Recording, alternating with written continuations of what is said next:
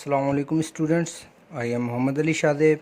FSc first year chapter number 12 कर रहे हैं। एक्सरसाइज 12.4 है and lecture number 12 sheet number first.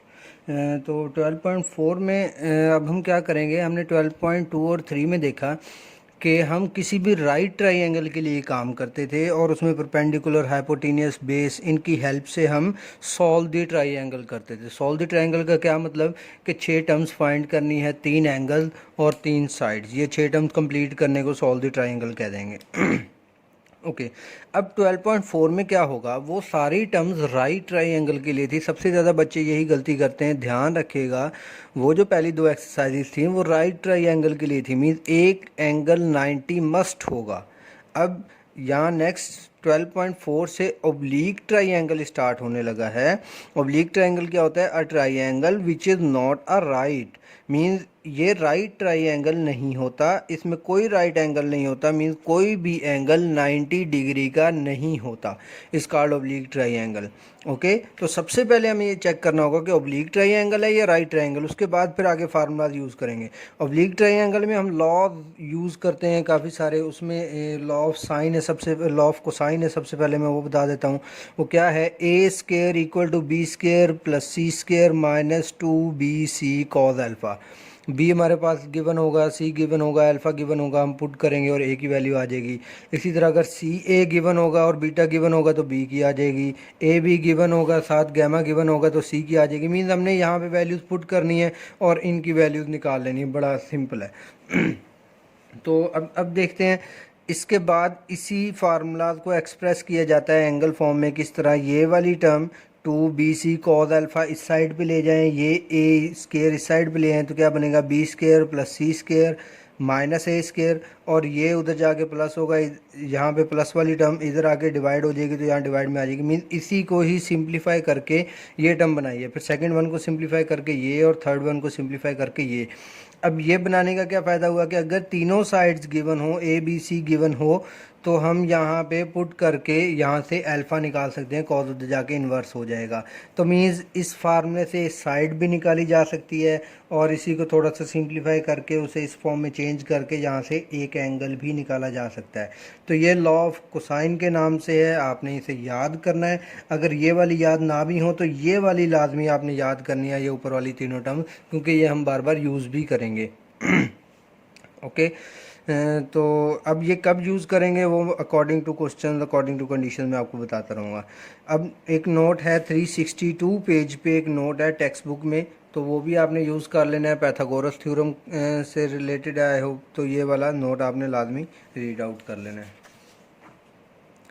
Okay, next है law of sine. Law of sine क्या है? A over sine alpha equal to b over sine beta equal to c over sine gamma. ये law of sine भी आपने अच्छे से याद कर लेना है, ये भी हम यूज़ करेंगे। इसके बाद आता है law of tangent. Law of tangent है a minus b divided by a plus b equal to tan alpha minus beta divided by 2 tan alpha plus beta divided by 2। Okay, तो अब यहाँ पे ए और बी हम अकॉर्डिंग टू कंडीशन ही रखेंगे। Means अगर ए की वैल्यू बड़ी होगी तो ए पहले रख लेंगे, अगर बी की वैल्यू बड़ी होगी तो इसे बी माइनस ए कर लेंगे, नीचे बी प्लस ए हो जाएगा। यहाँ पे भी बीटा माइनस अल्फ़ा हो जाएगा divided by 2, beta plus alpha divided by 2।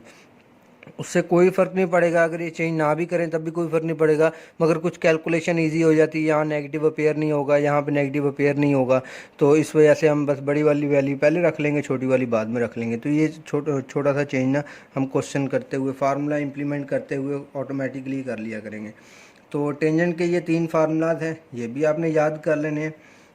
तो इन्हें एक जगह कोशिश करें, एक शीट पे प्रॉपर फार्मूला सारे राइट डाउन कर लें और फिर उन्हें याद करें ताकि वो इजीली याद हो जाएं। ओके, तो अब नेक्स्ट देखते हैं। नेक्स्ट है half angle formulas. Half angle formulas of sine देखते हैं पहले। साइन अल्फ़ा बाई 2 इक्वल होगा s minus b s minus c divided by b c under root. Okay, mean यहाँ अल्फ़ा है ना, तो अल्फ़ा की साइड ए होनी थी, तो यहाँ पे एस माइनस ए नहीं है, बी और सी है, वही बी सी डिवाइड है। मीन इस तरह के आप छोटी छोटी क्लूज बना के इन्हें याद कर लेंगे। और इसमें एस क्या है? 2s इक्वल होता है ए प्लस बी प्लस सी के, तो ये 2 इधर आके डिवाइड हो जाएगा, तो s का फार्मूला बन गया a plus b plus c divided by 2। Okay, तो यहाँ पे s कैसे? ए बी सी आपको गिवन होगा, तीनों को ऐड करके डिवाइडेड बाय 2 करेंगे, s निकल जाएगा। फिर s माइनस बी करेंगे, s माइनस सी करेंगे और बी सी की वैल्यू यहाँ पुट करेंगे। इस पूरे को सॉल्व करेंगे तो साइन अल्फ़ा बाय 2 की वैल्यू आ जाएगी। अगर अल्फ़ा निकालना होगा साइन इधर आके इन्वर्स हो जाएगा, 2 इधर जाकर मल्टीप्लाई होगा, मीन इस अल्फ़ा को अलग कर लेंगे तो अल्फ़ा की वैल्यू आ जाएगी। बिल्कुल इसी तरह साइन बीटा बाय 2 का फार्मूला है और साइन गैमा बाय 2 का फार्मूला है। इन्हें आपने अच्छे से एक बार राइट डाउन कर लेने हैं, फिर इन्हें ज़ुबानी लिख के देखना है कि आपको याद हो गए हैं या नहीं। This sine of half of the angle, अब साइन का फार्मूला देखते हैं। हाफ एंगल का साइन का फार्मूला कैसे होगा, साइन अल्फ़ा बाय 2। अगर आप हर किसी का सिर्फ अल्फ़ा बाय 2 वाला फार्मूला याद कर लेते हैं तो आपको एक क्लू मिल जाएगा कि बीटा का इस तरह होगा और गैमा का इस तरह से राइट डाउन होगा। तो ये सारे एक दूसरे से रेलिवेंट ही होते हैं तो ऑटोमेटिकली याद होते जाएंगे। तो कॉस अल्फ़ा बाय 2 इक्वल है s minus a divided by b c. देखिए यहाँ पे अल्फ़ा है ना कॉज में, तो अल्फ़ा वाली एस माइनस ए भी यहाँ पे आएगा और साथ एक एस आएगा, और इसके अलावा जो दो टर्म्स बचती हैं बी सी वाली वो डिवाइड हो जाएंगी बस। तो इस तरह cos alpha by 2, cos beta by 2 and cos gamma by 2, और s again a plus b plus c divided by 2 ही है। ओके इसके बाद देखते हैं the tangent of half of the angle. Tangent का फार्मूला देखते हैं। Tangent tan alpha by 2 equal है, टेन होता है साइन बाय कॉस। तो बिल्कुल सिमिलर हमने कुछ ऐसा ही किया है कि अगर यहाँ आपको नज़र आ रहा हो, ओके तो ये साइन वाली टर्म ऊपर रखें, कॉस वाली टर्म नीचे रखें, बी सी से कैंसिल हो जाएगा, s minus b s minus c ऊपर बचेगा ये रहा, और एस माइनस ए नीचे बचेगा तो ये रहा। ओके मीन्स इसी तरह ही टेन का फार्मूला प्रूव हुआ है साइन ओवर कॉस रख के। तो ये अब आपने डायरेक्ट अगर याद करना हो तो एस माइनस, जब यहाँ पे अल्फ़ा होगा तो s minus b s minus c ऊपर होगा और नीचे एस माइनस ए होगा। ओके तो इस तरह ये टेन के फार्मूला आप याद कर लेंगे। ओके तो नेक्स्ट चलते हैं 12.4 के क्वेश्चन की तरफ। इसमें क्वेश्चन अगेन वही है, solve the triangle ABC if. Question number 2 है 12.4 का। बीटा दिया हुआ है 52 डिग्री, गैमा दिया हुआ है 89 डिग्री 35 मिनट एंड ए दिया हुआ है 89.35। ओके तो अब देखते हैं, ये हमें टर्म्स दी हुई है उसने, बीटा गैमा एंड ए। अब इन दोनों में से सबसे पहले चेक करना है क्या कोई 90 डिग्री तो नहीं। अगर ये दोनों 90 डिग्री नहीं है तो इसका मतलब हम ओब्लीक ट्रायंगल में हैं। अगर यहाँ कोई भी 90 डिग्री होता तो हम कहते हैं कि ये ओब्लीक ट्रायंगल नहीं है, राइट ट्रायंगल है, और इसे राइट ट्रायंगल के फार्मूला से करते। ओके तो ये ओब्लीक ट्रायंगल है, तो अब हम इसे ओब्लीक ट्रायंगल के फार्मूला से करेंगे। सबसे पहले alpha plus beta plus gamma equal to 180, ये तो कॉमन फार्मूला हर जगह पे होता है। गैमा और बीटा है तो अल्फ़ा निकालने के लिए 180 माइनस गैमा माइनस बीटा कर लेते हैं। Alpha equal to 180 minus 89 degree 35 second minus 52 degree, ये इसकी वैल्यूज़ पुट कर दी। अब देखते हैं alpha equal to 38 degree and 25 minute, इसे कैलकुलेट कर लेंगे। ये किस तरह से राइट डाउन करनी कैलकुलेटर पे, ये आपने पिछले लेक्चर में देखा था। 89 फिर डिग्री का बटन प्रेस करना है, फिर 35 फिर डिग्री का बटन अगेन प्रेस करना है तो वो मिनट आ जाएगा। इसी तरह ये आपने करके, और एट द एंड जो आंसर आएगा उसे अगेन डिग्री वाला बटन प्रेस करेंगे तो वो DMS फॉर्म में कन्वर्ट कर देगा। तो इस तरह अल्फ़ा फाइंड हो गया। अब नेक्स्ट देखते हैं, अल्फ़ा फाइंड करने के बाद अब यहाँ पे हमने देखना है, जब हमारे पास टू एंगल गिवन होंगे एंड वन साइड, जब भी दो एंगल और एक साइड गिवन होगी तो हम क्या यूज़ करेंगे, बाय लॉ ऑफ साइन। तब इसे लॉ ऑफ साइन की मदद से हम इसे सॉल्व करेंगे। जब भी दो एंगल एक साइड गिवन होगी तब हम लॉ ऑफ साइन की हेल्प से इसे सॉल्व किया करेंगे। A over sine alpha, b over sine beta, c over sine gamma, ये लॉ ऑफ साइन लिख लिया।